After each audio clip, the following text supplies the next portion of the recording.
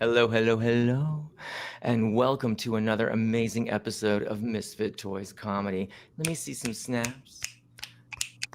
Some jazz hands. Yes, yes, yes. I can feel you snapping. I can feel those jazz hands all the way from Wales, all the way from London, New York, LA.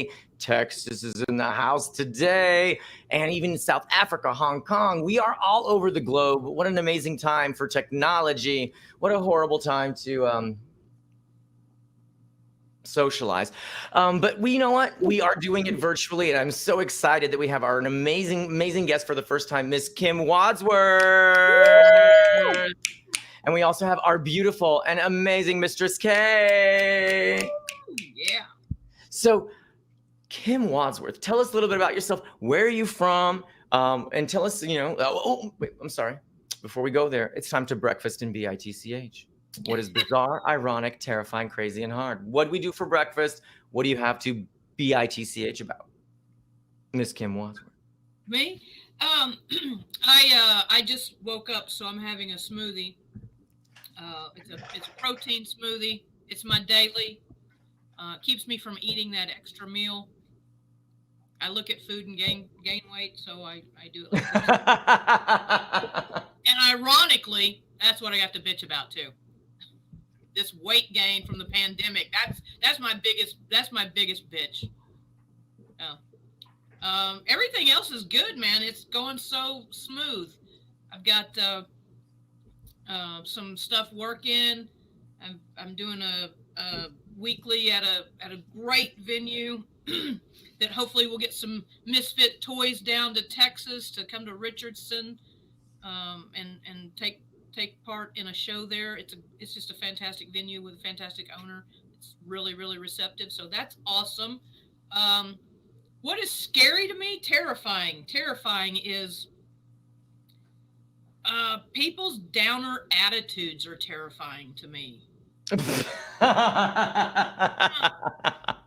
I think that's the most terrifying thing ever. I mean, I'm too old for that crap, you know? Like, lighten up, people. Put a smile on your face. Even through the pandemic, it's tough. It's hard. We're all a little out there, right? We're a little, but man, smiles go for miles. Let's do it. How about it? A little bit of kindness, people. I love it. I love it. I mean, you're zooming in from? I am zooming in from Burleson, Texas. Stand back, everybody. I know you're Googling that right now. I am. Like, literally, how do you know me so well? I'm literally on my keyboard being like, Burleson, Texas. Where's Burleson? Texas? Where's Burleson, Texas? Well, you got to kind of say it like that too. Where's Burleson, Texas? And you got to throw that slang in there, that accent, that drawl. That's exactly where it is. It's in the middle of nowhere. It's scary to look like me and live in Burleson, Texas. Because when I step outside of my door, there are still Trump flags waving everywhere, and they're still waiting for the inauguration. I mean, wow. It's still that's where I live. I live in those places that you only hear about on TV. So Kim, looking the way that you do, what is it like being in Texas? Because I'm sorry, you don't have the 10-gallon hat and the horns on the car. Maybe you do. I don't know, but she's got truck nuts. Oh my God! Oh my God! Because I don't know if this exists in London. Mistress K in the house. Oh my God, Mistress K! Well, you took it over, Mistress K. Can you please define what you just said? What that is for those that are watching all over the world? Yeah. What are those? And then it's time to breakfast and BITCH for you. It's literally like silicone. It's like a silicone nut sack that you just hang from your truck or your car, your vehicle. And it's usually guys who have like those big Ford F-150, pickup trucks that are clearly overcompensating for something else. And they have like their tow hitch. They hang them from there. And oh my God, you know about this? That's honey. I've seen them on minivans in Massachusetts. This is a thing that people hang on the back of their bumper, usually on a hitch. A hitch is a thing that you put your trailer on. So already, if you're towing a trailer, you're in a certain category. And so this is a thing with and then it's just hang your nuts. Yeah. Truck nuts. Truck nuts. You're gonna hear first, kids. Oh my God. Oh my Maybe God. that Oh my might be God. something I want to brand. Oh my God. Oh my God. That's hilarious. I got the Mistress K truck nuts hanging large. I have not even thought of those or seen those in so long. You were taking me back to like spring break, Lake Havasu. Oh my God. Oh man. So breakfast, let's see. I ate what I always eat, the souls of young men.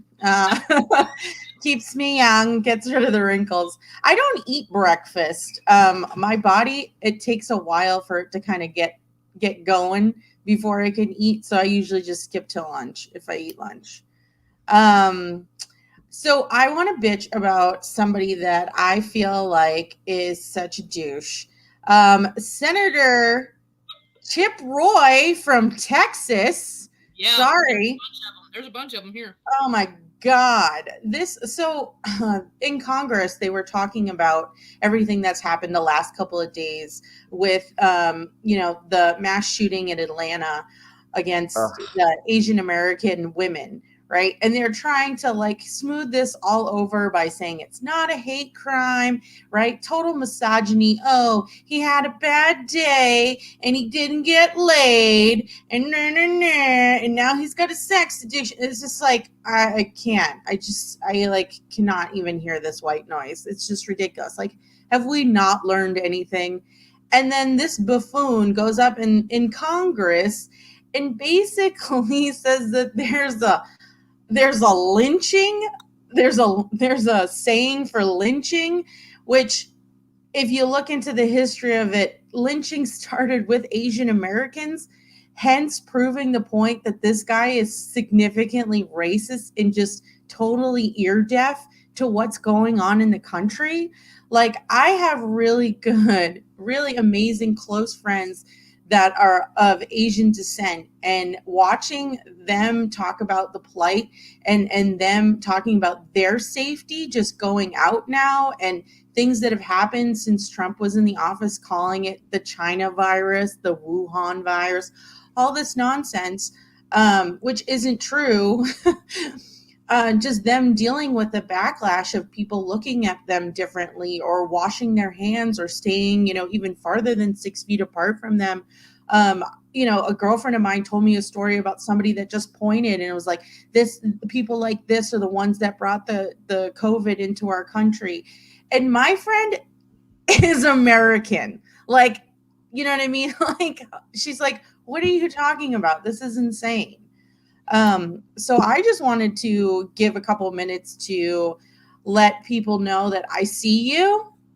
I acknowledge what you're going through. And as a white woman, I empathize with you and I'm here as a supportive person behind you. We need to stop the Asian hate. Black Lives Matter. Okay. LGBTQIA folks are acceptable. I am an ally. So I needed to get that off my chest. I feel you. It's amazing that it's 2021 and we still hate people because of their race, religion, culture, creed, whatever. We still have hate in our bodies for people.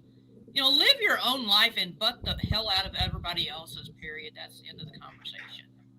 It doesn't concern you. If you can't live amongst people, it doesn't concern you. Go back under your freaking little rock, period. I just want to hate people because they're assholes. You know what I mean? Let's hate them for a good reason, though, right? Not a stupid reason. Not a made-up reason. Hate them because they're bad at dodgeball and you want to pick them last. But don't, Come on. My big pet peeve is the new generation when they're like, well, I don't know. And I'm like, Google. There's no excuse. Google. Like, they're like, I'm just like, I had to go to this thing called a library. Yeah. And get these things called paper cuts from these things called encyclopedias. Like, they have this thing called, they have Pornhub. They have Pornhub. Do you know what my Pornhub was when I was growing up? National Geographic. Yeah. Like, my entire puberty was tribal. It all came from Papua New Guinea. My dad had one VHS tape and it was labeled "Take My Wife." And I was just like, what kind of movie is this? And put it on, and all of a sudden it was like, bow, chicka, bow, wow. And it was like so like 70s porn where the guy was like, I've delivered your milk, miss. And she's like, oh no, how am I going to pay for it? Like, Yeah. Oh my goodness. You know, Oh my goodness. the public school systems don't teach kids anything but how to pass the test at the end of the year. That's what their goal is. They're focused on passing the test because that's their funding, right? That's how they get more money from taxes and stuff. So you got to pass it's called different things in different places, but it's an exam. You know, you take it in like the fourth and eighth and 12th grade or something. And so that's what you learn in school, how to pass the test. You don't learn practical stuff. You don't learn common sense stuff. Kids graduate, can't even, they can't give you back change if they're working in some kind of retail environment. They don't know how to manage their money, budget, anything. I have a 17-year-old, and I just opened him up a checking account, and I'm making him responsible for it. I try not to butt into his business, but I'm like, don't let it get under this amount. Make sure you're checking it, get online, do that thing because, man, you don't want to look dumb, Act like you at least went to school. Hey, Danny Vidal. Yes. How are you? How are you? How are you? Let us know where you're coming in from. Did I tell you what I had what my breakfast in BIT? no, tell us. My breakfast consisted of coffee and dog hair. I have a German Shedder. I don't know if you know what these dogs like. I got him because he was beautiful. I had no idea. Like, how many times have we done something because they're cute or they're handsome, and and now I wake up literally. It's just literally like there's coffee right in my or hair in my There's coffee in my hair. There's coffee in my hair. It's just hair. Like, I can't. I love him. I do. He's super, super sweet, but he thinks he's a lap dog, but he's the size of a horse, and he constantly just wants to like sit on my face. And I mean, usually I like that, but it's just too much. It's just too much. I don't know what to do. I honestly, if anyone watching has any suggestions, or I even went like one website was like, you got to give him more olive oil. The other website, I'm like, anything I can do to help with this German Shedder problem. Like, and then I feel guilty because I'm sweeping up these giant balls of fur. Why don't you just give him a shave? You just get him bald. The German Shepherds, you can't do that. I wish I would do it if I could.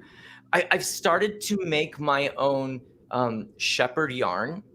So I'm making my own yarn and I'm making a blanket because I want to, because you know me, I can't throw away anything. I'm like a hoarder. So I'm rolling it and turning it into dog yarn so I can make dog blankets. That's what I've been doing. Dog blankets. Welcome to my pandemic, solution. Oh, and I know you do not have that much time on your hands. I'm a nervous person. I literally do it like off screen while I think. So I have something to. I always need to be like doing something physical and mental at the same time. So it's a good thing. I'm gratitude. It's funny that you mentioned that. How many times have we brought something home because they're cute? And I just know that's how I got a couple of my girlfriends. They're everywhere. Then they want to be a lap dog. Then they're all over your face. I mean, same story. I got the same story.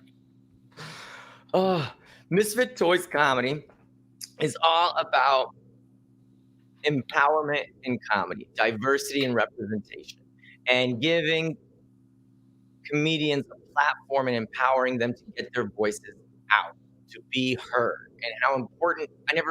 Representation, we're going to talk about it in a little bit, but this comedic journey is a journey. And I would love, Kim, for you to tell us a little bit about your comedic journey. How did it start? When did you realize, oh, this is something I want to dedicate my life to? This is something that I'm in it to win it. Well, my journey started in 1966. No, I always knew I was funny. I was just that kid that I was always funny in school, and people always told me I was funny. So it really started early. Right before I joined the military in 1987, I made some calls to comedy clubs in Dallas, Texas, whenever you actually had to use the yellow pages. I don't know if any of you know what that is, but it's a big book of numbers. Anyway. Oh, I thought Yellow Pages is when you like drop the toilet paper in the toilet. No, that's modern day. That's after Orange is the New Black came out. Wait, who's still using toilet paper? You got toilet paper? Rich girl. Yeah. So I made some phone calls and stuff, and I was like, hey, how do I get in this comedy game? And it could have been the time frame. I'm a woman. Ugh. And their response was just like, oh, you gotta be really good at that. You gotta spend years doing that. And they never gave me any offering of classes, courses, how to do it. Just that you had to do this thing that I didn't know how to do. And I was asking. And so I just joined the military and said to hell with it. And fast forward 30 years later, my comedy journey started when I was 50 years old. Wow. So, but I have a whole lot of life to tell. I've got a lot of life experiences, stuff that people won't. I can tell stories that people won't believe, but if I tell it in a comedic way, then it's just a funny story, and nobody still believes it. But it's just funny. So, and I started. Let's see, I turned 55 this year, so. Woo. Yeah. So I started taking classes. I jumped on stage in 2017 for the first time. Wow, that's amazing. So I just love that if anyone's, for those that are watching, they're thinking, oh, I've always wanted to try this.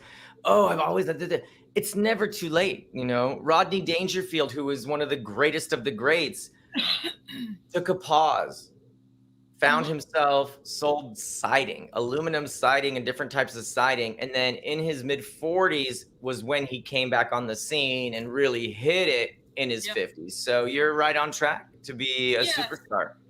I mean, and who doesn't want to get on stage with some arthritis and some funky things going on? And your guts all, I mean, it just gives you more material for comedy. So true. I mean, I can't even flip anybody off because this is all I got. It goes sideways. That's, Oh, Mistress K, how did you get into your comedy journey? What was the impetus, for you to start getting on stage and grabbing the mic? I feel like we've all had that instance where people in our lives are like, you're so funny, right? And it's just like, it ruins you. You're like, oh my God, I'm so great at this, right? So you're just like, of course I have to do this for a living, right? Like, forget my dreams.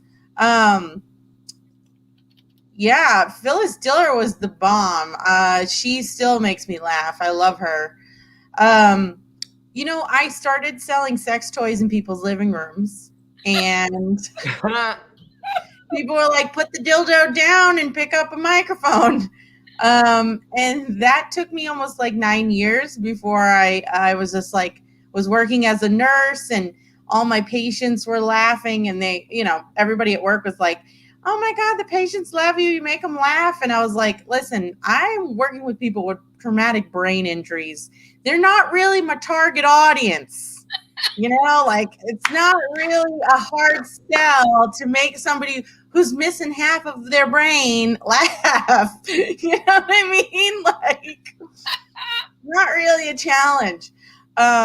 But I was just so sick of nursing, and I had a patient who died, and we were really good friends, and he was just like, you got to live your life for you. And I was like, you know what? I got to take what he said for granted. And I moved to California, and my first show was at the Ice House, and I got up there, did 7 minutes. I didn't know what the hell I was doing.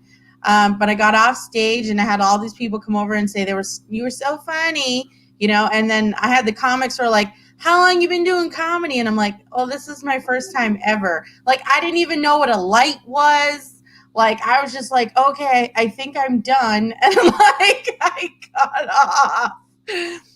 And they were like, no way have you not been doing this. And I was just like, this is my first time. And I kept hearing that every time they're like, oh, I'm like, oh, this is only my second time. This is only my third time.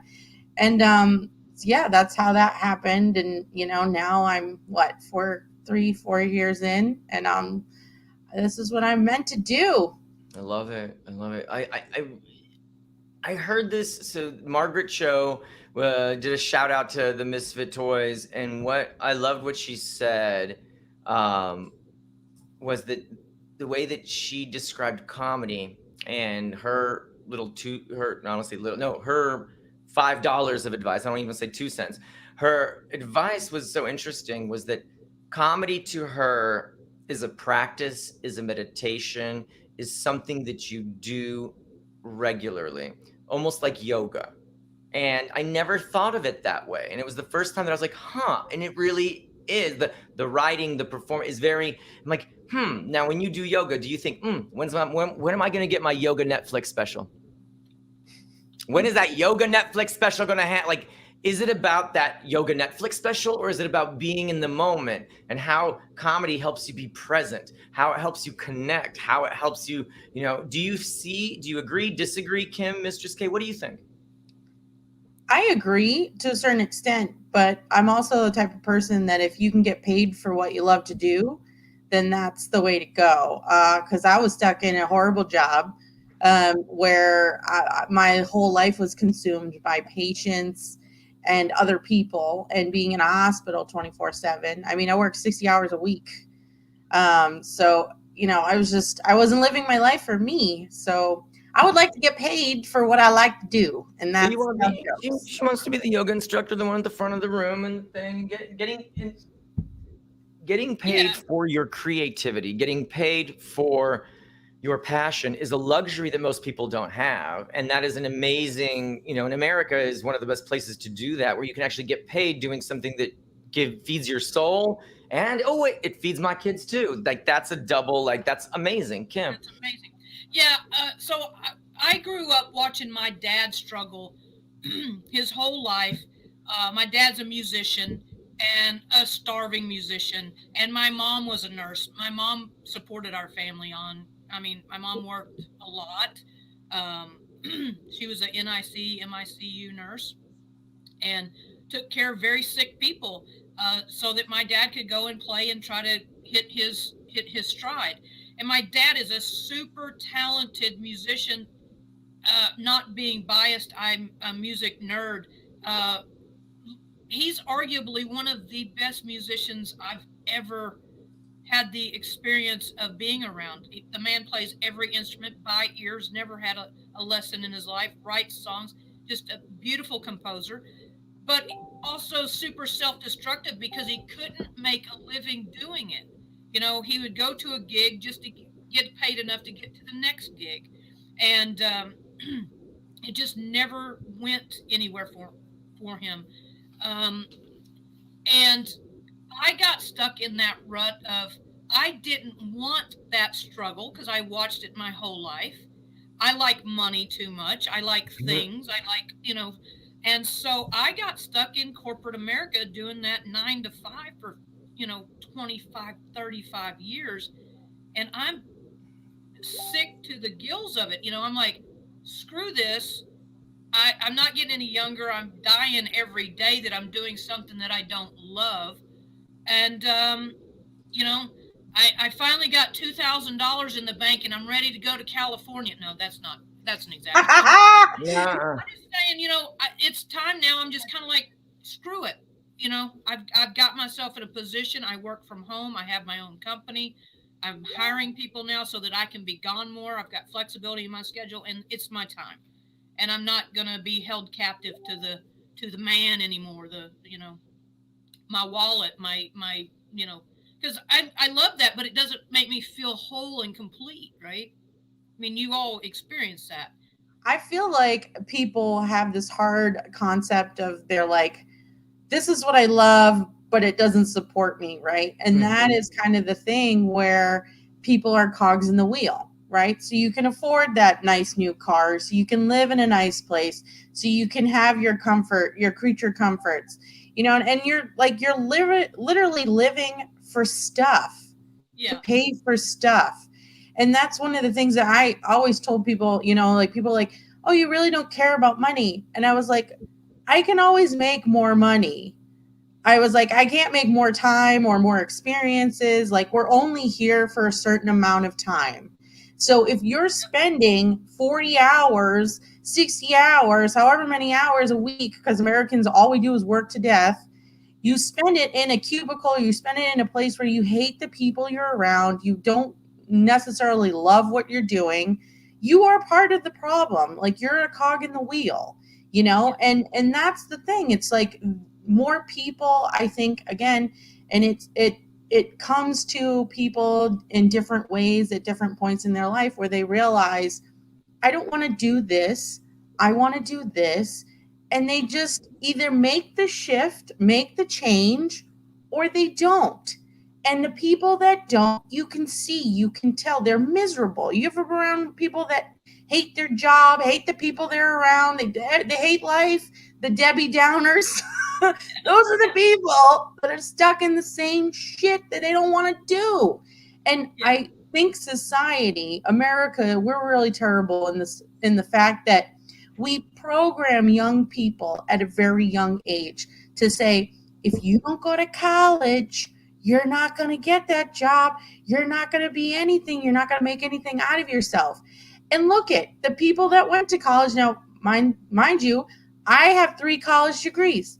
I was the first person in my family to graduate from college. And I am the biggest one that's in the biggest amount of debt. You know, I was hindered before it could even start.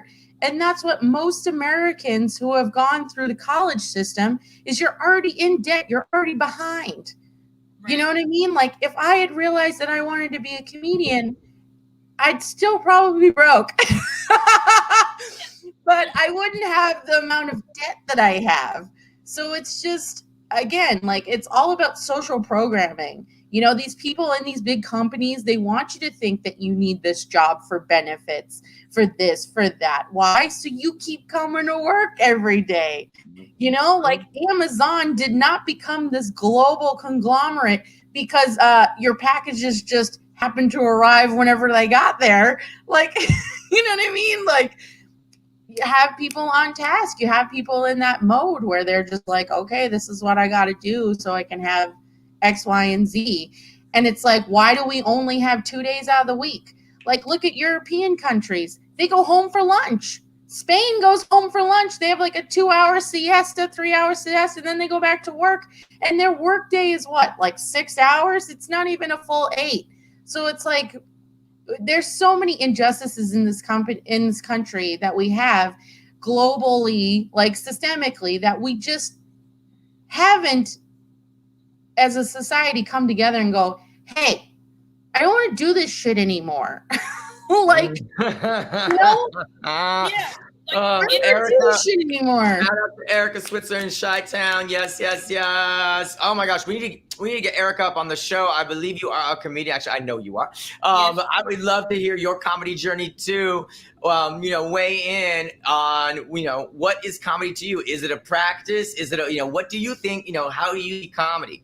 And it's evolved and changed. You know, for me at first, it was like, oh, I want to be on stage and I want the stardom and the this, and I was going for all, and it started to happen. And now for me, I see it much more on the flip side. 20 years later, it is much more of a practice, that I only do shows that feed my soul. I only speak my truth. You know, I don't write for the audience. I come from a place for me. Am I okay? And I do this crazy thing. I think I've told some of, I do the shows and I record them for myself, and I do the shows for myself, and I force myself to watch them before. And so I'm sitting there and I'm like, oh my Lord. Oh my Lord. Oh my. Oh, okay. Okay. That's NPC. NPC. If you don't, not for public consumption.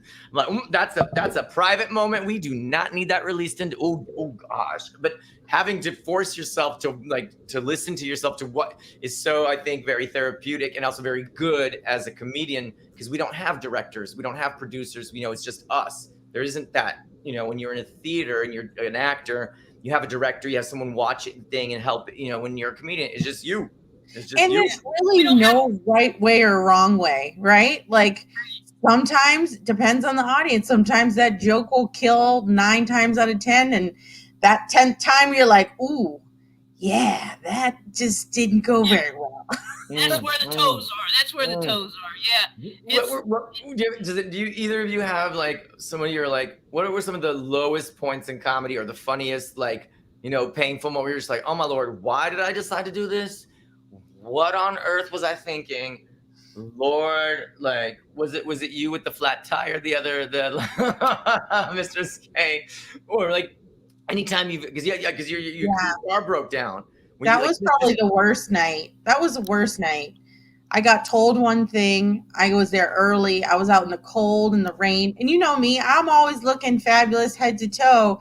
And I'm out in this freaking garden in the rain with like $80 shoes on. And I'm like, what the hell am I doing? Right. And then like, oh, you'll be up next. You'll be up next. You'll be up next. And like 10 people in front of me. And I'm like, oh, hell no. I got to get out of here. I was like, and then I was just so upset because it's like, not making any money. I'm not doing any comedy. I'm like, I'm cold. I'm wet. I ruined my shoes. And then I get in my car. I'm like on the verge of tears. And I get in my car and I can't even get out of there because my car won't run. I was like, oh my God. Like, oh, I was like, why? It's terrible. That was bad. Kim.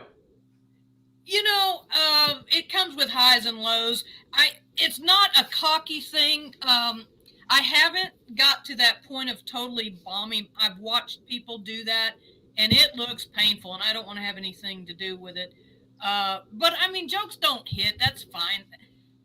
The thing that I got really discouraged, like, I think 2 weeks ago, I did a comedy contest in a large comedy club conglomerate in the middle of almost nowhere, but a little bit less nowhere than I am. Out of state. It's a 5-hour drive for me.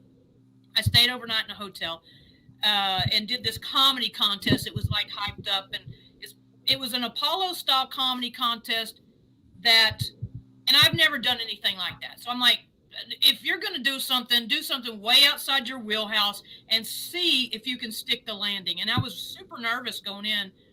And I get there, and the promoter goes, well, there's only 2 of you here out of 10. I'm like, what do you mean? So he got boycotted right away.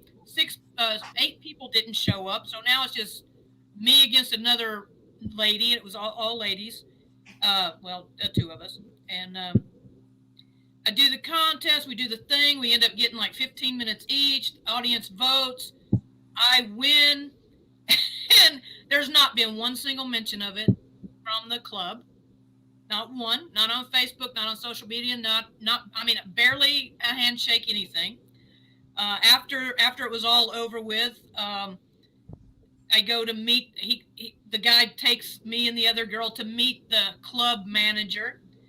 And he's just a freaking jerk. I mean, a jerk from way back. And he's just kind of like, well, I'll just have you know that I run a mainstream comedy club here, and I don't know where either one of you fit in. Talking about the dyke and the Hispanic that was there. And I was like, oh, okay. And I'm going to walk off, and then the other lady's like, wait a minute. She won, so she should be getting $100. I mean, she's like really vocal. She should be getting $100 prize, and she gets a week, doesn't she? She gets a week. Isn't that part of the deal? And he goes, well, that's at my discretion. Wait. And then yeah, that's at my discretion. You win the competition, and he's like, well, because you're a lesbian looking the way that you look, and this is not mainstream, I'm just gonna stiff you. Yeah, and is at my discretion. And then he turns to us and goes, but I'm gonna tell you right now, we got local people here that are way funnier than either one of you. And I just why weren't they in the competition then? I just watched 10 of the not real good. I'm not gonna say the worst because there's you've been to open mics, open mic style comedians go up to warm the crowd before me, and I was like, please don't warm them up anymore. You're going to start walking them out the door. I mean, that's all guys, one girl. And it was just terrible. It was so terrible. I was like, oh my, I can't even believe, can I just go? You know, I mean, I don't give what a were you shit if you feeling? like me or What- not, What were you but feeling in that moment, Kim? What were you feeling in that moment? well, actually, I'm going to be honest with you. I'm a wackadoodle. I was thinking, man, if I could get my shoe off right now, I'd poke him in the eyeballs with my boot. But I held back. You know, I was just thinking, it's not worth the fight. It's not worth this fight anymore. Because, look, I'm tried and true. I've been to places. I mean, I've been to Boston, Massachusetts, where they loved me. All right. I've done shows in Vegas. I've done shows in places. I did, some stuff in New York. I don't have to have the approval of, can I say Little Rock, Arkansas? I don't have to have that approval in Little Rock, Arkansas. I mean, it's not that's not like comedy gold mine out there. Yeah, But sure. Here's the thing, though. Dollywood is in Arkansas, so they have lots of gays out there. So it's not like. I thought it was in Tennessee. Is it in Arkansas? Yeah. I'm trying to go to Dollywood. Tennessee. Well, I thought it was in Arkansas. Yeah, I thought it was in Arkansas. It's kind of all the same right in there, right? I mean, listen. I love running into people like that. I'm just like, they still make you like, you're an antique. Like, what is happening? 15-year-old Corolla on the street. You're like, still was dry. Like it's like a 20-year-old Toyota Corolla out on there. You're like, your bumper's still. Whoa. Yeah, like there are some places that are still worried about calling it a gay bar. Like, I'm just like, why? Like, I can't relate because I just don't understand it. Here's a quote from Mr. Misogyny. So, it's an Apollo-style comedy show. What is that supposed to mean? Well, use your imagination. The room is mostly black, okay? The general manager is a white guy. And he's an older, I don't know, I can't say older. He looks older than me, but I look pretty young for my age. But he's 40-ish, okay, let's just say. And old enough to know better for sure.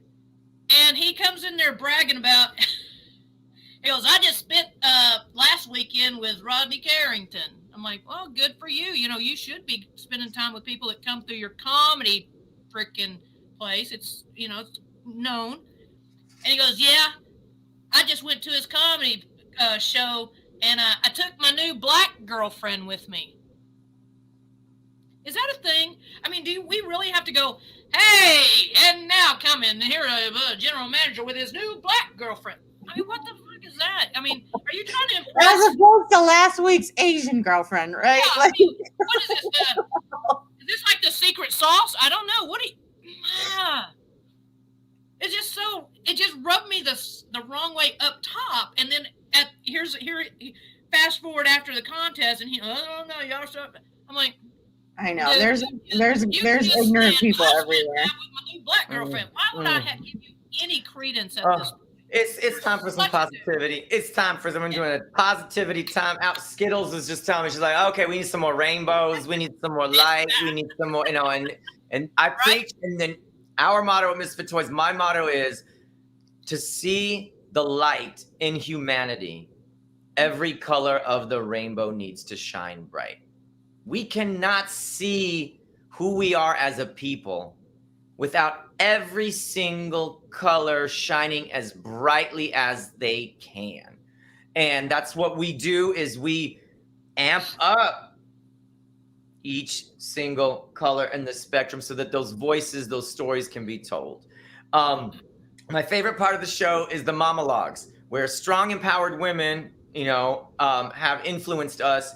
What were some of your, little nuggets of knowledge, little nuggets of truth that your mother, your auntie, your grandmother, whatever strong woman in your life imparted to you? And what I would love to know is, what would you love to share with teenage Kim and teenage Mistress K? Kim, begin with us, or start the monologues for us. My mom was my mom is a very strong, independent woman. she supported us and everything else. And I get my work ethic from her. Absolutely. It wasn't something that she sat me down and said, this is what you got to do this thing. But it's just, I saw her work hard to provide for us and do that thing. And with very little complaining, she just did it because it is just a thing that she did, I guess. I don't know. I don't know why. I would have left us in a cardboard box somewhere because we were bratty kids. But she didn't. She was, but she worked all the time and she worked night shift. And I got away with a lot of crap because she wasn't there. I could have been a lot worse. And I think that's my drive. That's why I've never been able to get away from my responsibilities. Like, if it were just me and I didn't have, because I have a kid, if it were just me, I would have gone and joined the circus a long time ago. But I've got a son. Now I've got to be responsible and take care of him and make sure he's got his Nikes and, because he's kind of, like that. Spoiled, is what I'm saying. And we, I didn't get spoiled until mom really started hitting her stride with more money. I didn't get spoiled till the 8th or 9th grade. Before that, we were dirt poor. So I understand having to have your Nikes. So I make sure my kid, from the time he could, burp, he had his. So, just throw out, like, what I needed when I was his age, I needed those Reebok pumps. Got to pump up and those British Knights, those BKs, and my real Reebok pump. Got to pump it up. He's got to have, he wants the Adidas, which that's great. They look cute and everything, whatever. I mean, he wears a size freaking 16 shoe. Okay. What? Wait, how old is he? 17. I mean, okay, no, that's way too. No, definitely not. Yeah. So definitely not.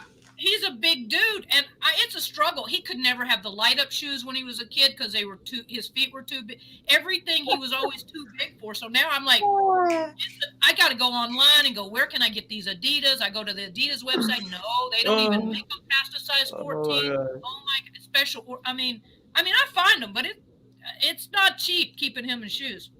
And what I would just like to say to him, and what I do say to him, is live your best life. Don't wait till you're 50 freaking years old to start your journey. If you love what you do, you'll never work a day in your life. I don't care how much money you make. It's not about that. It's about the smile on your face. And I try to tell him that all the time. But he's got big dreams. He wants to be in the NFL. And I'm like, go, baby, fly. Because I don't want him to ever have those struggles that I have. I love it. Just live your best life now.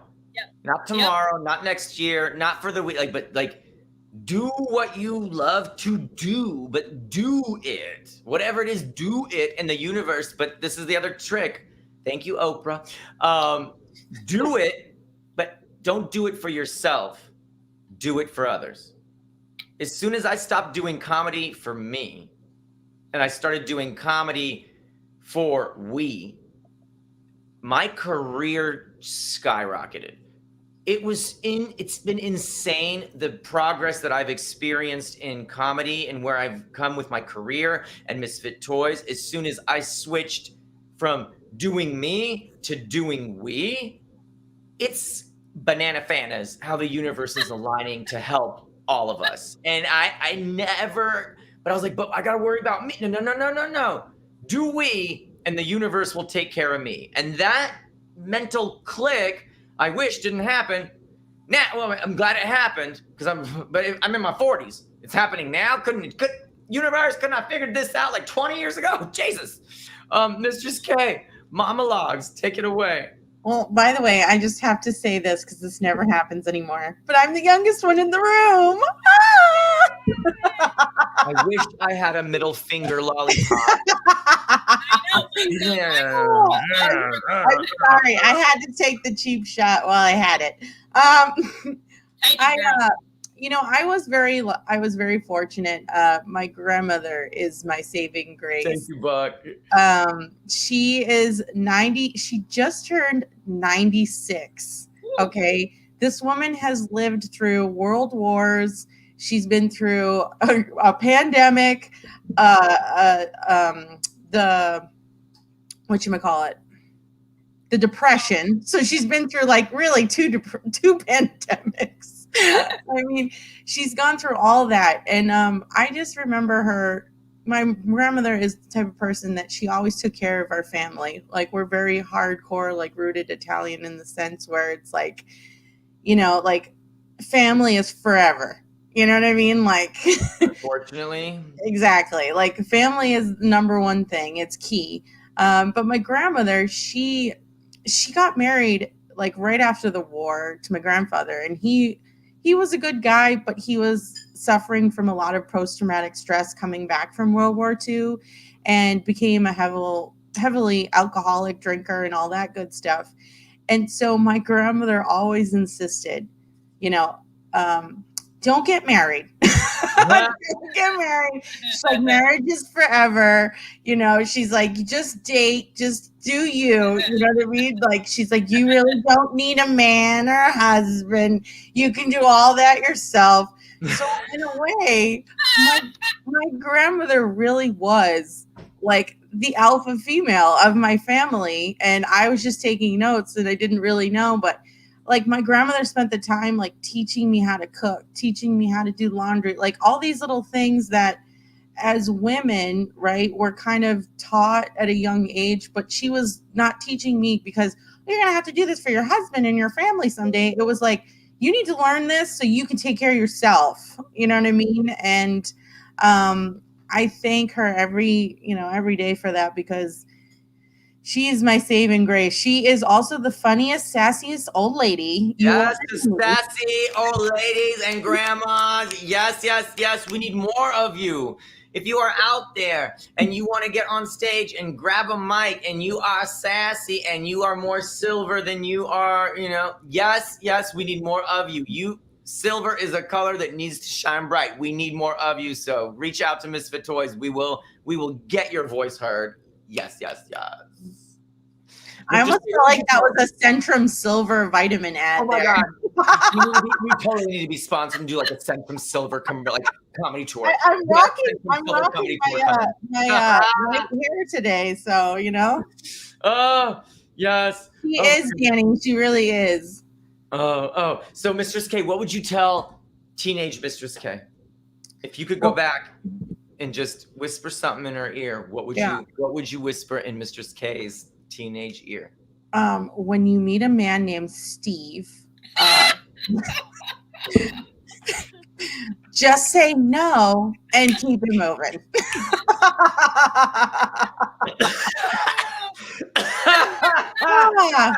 that guy. Fuck him. No, and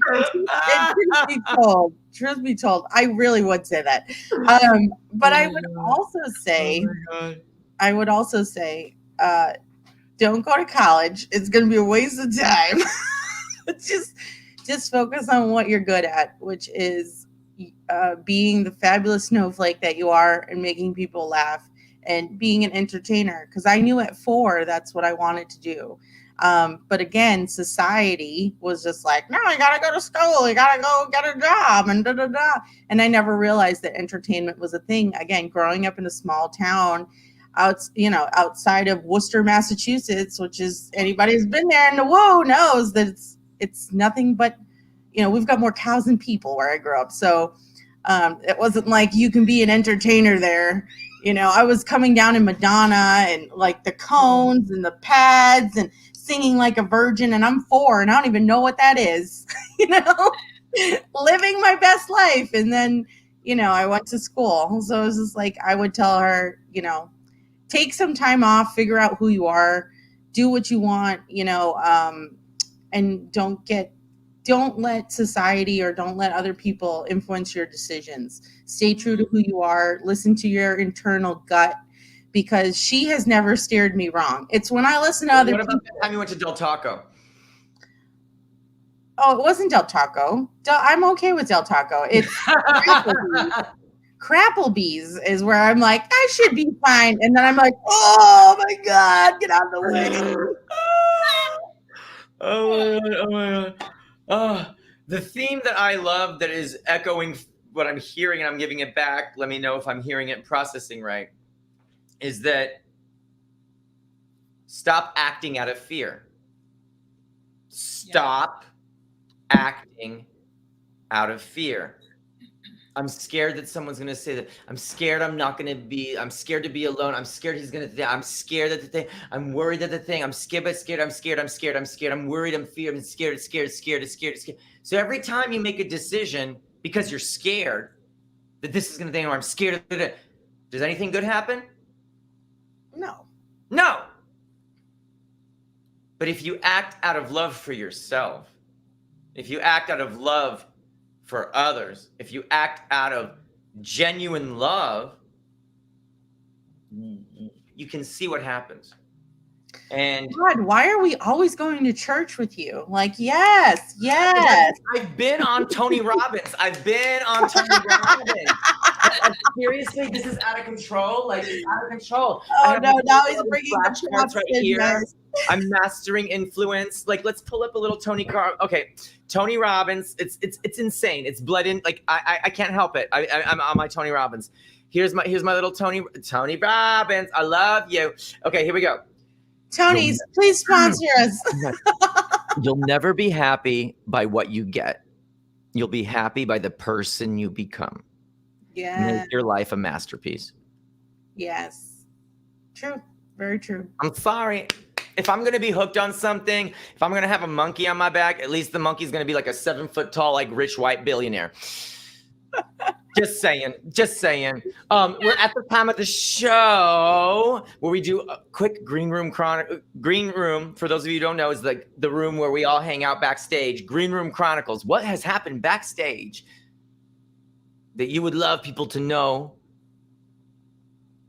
that you would love to just get off your chest, that you're like, well, girl, spill the tea on the green room. Let's hear it. Mistress K, take it away. So a very famous comedian. I was in the bathroom with her at the Comedy Store, and black bathroom at the Comedy Store. That black bathroom at the Comedy Store. You're like this trying to get in. All black floor, black doors, black toilet, black bed, but it's just black. Everything's black. You know why it's black? Because they don't clean it.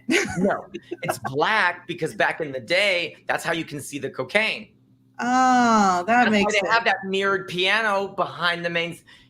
Everything about the Comedy Store, when you're backstage, it's all about how can I do more cocaine? Like, it's just built as it's insane. I was like sitting there, I'm just like, oh my Lord, we're like, because it was in the 80s, 70s thing, and it's banana fanas. It's banana fanas. So you're at the Comedy Store. So I'm in the bathroom, and a very famous comedian, she comes in and she's like, oh my God, I love your hair. She's like, wait, I've seen you around here. And I used to be there every Sunday. So I was like, oh my God, I'm getting a reputation. Yes. Right. And then she proceeded to go in the bathroom and take a huge shit. I was like, oh my God. I was like, I gotta get out of here. Cause I was going to wait. I was like going to pretend like washing my hands, like just so I could talk to her. But I was just like, I gotta go. Oh my God. Oh my God. Kim, Green Room Chronicles. Yeah, I don't hang around to pay that much attention to these guys because they're just noise. But the thing that happened last night at my show, I booked these guys, and they're super funny, kind of local guys. I got a road dog, and he's just a super funny guy, and we have no audience. So he's up on stage. He goes, hey, can I use my phone? And I'm like, dude, there's 5 of us in here. We're all on the show. I mean, do whatever you got to do. So he's telling jokes off his phone, which amateur hour. You don't do that if you got an audience. So he's unless you're Tig Notaro and you're on late night with your phone and you actually got something to say, like that's just amateur hour. But he's like, and his comment was, well, this is the most expensive open night ever. And I'm like, yeah, because I had to pay him a minimum to get him to come there. So I'm like, yeah. And then after the show, he's going, man, this is such a great venue.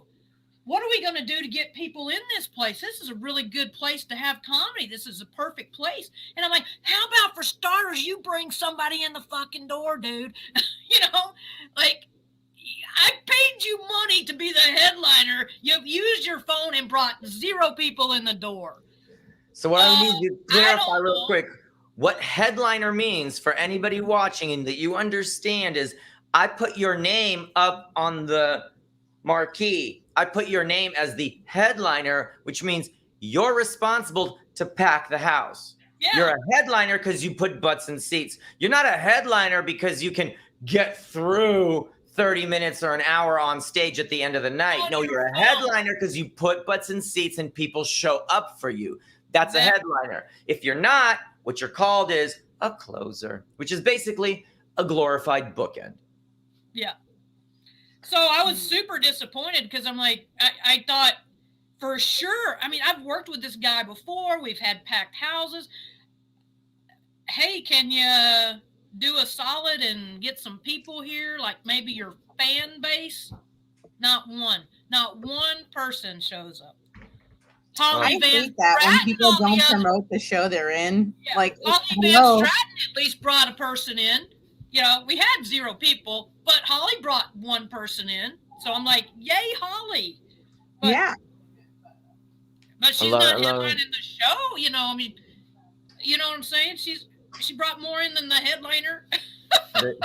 So speaking of butts and seats, bringing people to shows, Mistress K, what is going on with you? We got solo.to/Mistress K. What is this link? If we go to this link, what are we going to get? What's happening? Give us the 411. You're going to get everything. It's got all my social media links on there. All of the shows that I'm in, if there are tickets required, you can get a ticket there. I am in a comedy competition on Monday. It's the Comedy Invitational Tournament from Comedy Therapy in New Jersey. I am going up against our Russian sister, Irina Voronina. So I'm really excited for that. So you definitely want to get your link on Eventbrite for that on Monday night. What's the comedy show? The comedy show?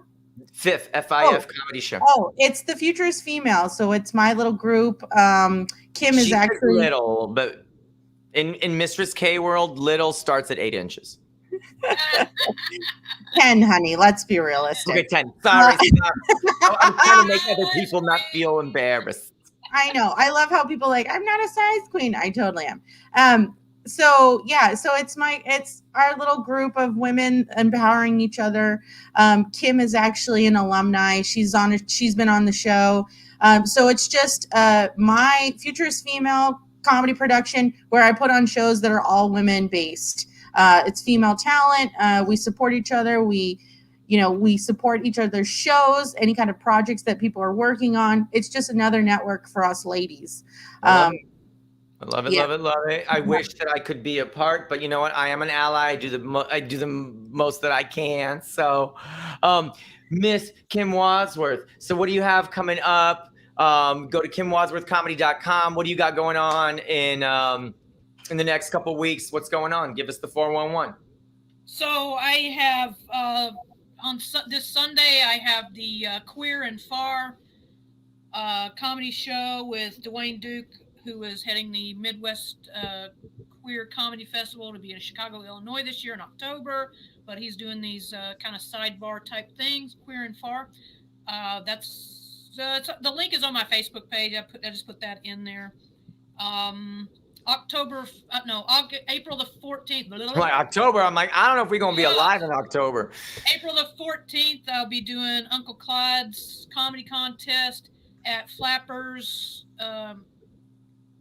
Comedy Online. That's an online contest. And man, I need people out there to support me because Let's do it. Let's bring in the troops. With IMDb credits, and they're if you go onto the page, just go onto the page because it's just funny.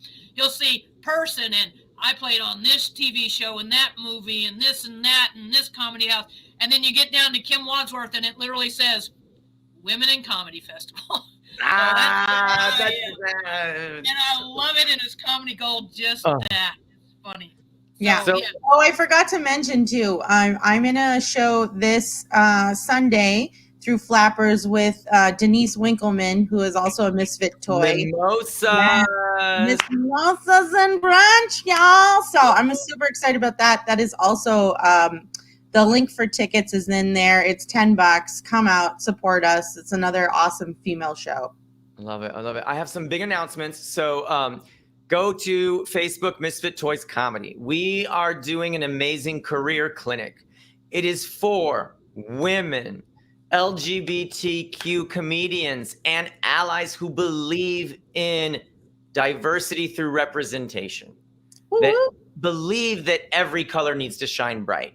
If you want to learn how to get your voice out there and how to shine bright, come on Sunday, click on the link that you see there, DM us or email us at misfittoyscomedy@gmail.com or DM us on Facebook. Let us help you shine bright.